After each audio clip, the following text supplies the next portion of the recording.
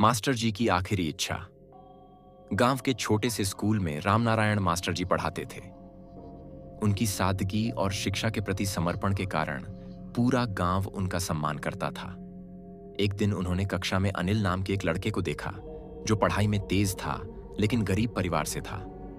Master जी ने अनिल से कहा, बेटा, तुम्हारी मेहनत देखकर मुझे विश्वास है कि तुम एक दिन बड़े आदमी बनोगे। मैं तुम्हारी मदद करूंगा। अनिल को शहर भेजने के लिए मास्टर जी ने अपनी पत्नी के गहने बेच दिए और गांव के लोगों से भी मदद मांगी। अनिल ने वादा किया कि वह मास्टर जी के इस एहसान को कभी नहीं भूलेगा। सालों बाद अनिल आईएएस अफसर बन गया।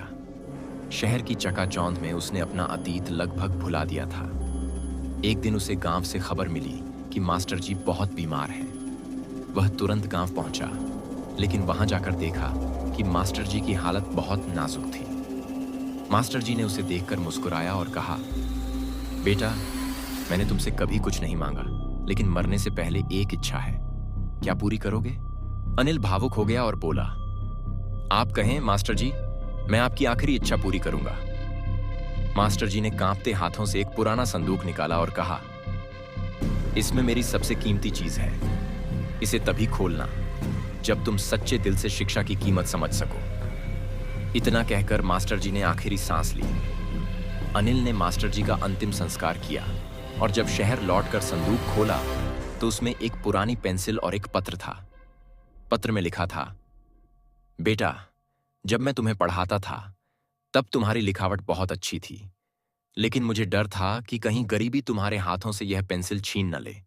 इसलिए मैंने तय किया कि तुम्हें वो शिक्षा दूं जो कोई चुरा ना सके। आज अगर तुम यह पत्र पढ़ रहे हो तो समझो कि मैंने तुम्हें सबसे बड़ी दौलत दी है, शिक्षा। अनिल की आंखों में आंसू आ गए। उसने फैसला किया कि वह मास्टर जी की याद में गांव में एक स्कूल खोलेगा जहां गरीब बच्चों को मुफ्त शिक्षा मिलेगी। उसने गांव में स्कूल बनवाया और उसके नाम पर रखा, रामनारायण शिक्षा सदन। अब गांव के हर बच्चे को पढ़ने का हक था और मास्टर जी का सपना साकार हो गया था। शिक्षा ही सबसे बड़ी दौलत है जो कभी नष्ट नहीं होती। अगर आपको यह कहानी पसंद आई हो तो लाइक करें, सब्सक्राइब करें और कमेंट में बताएं कि आपको मास्टर जी की कहानी कैसी लगी। आपके विचार हमारे लिए महत्वपूर्ण हैं।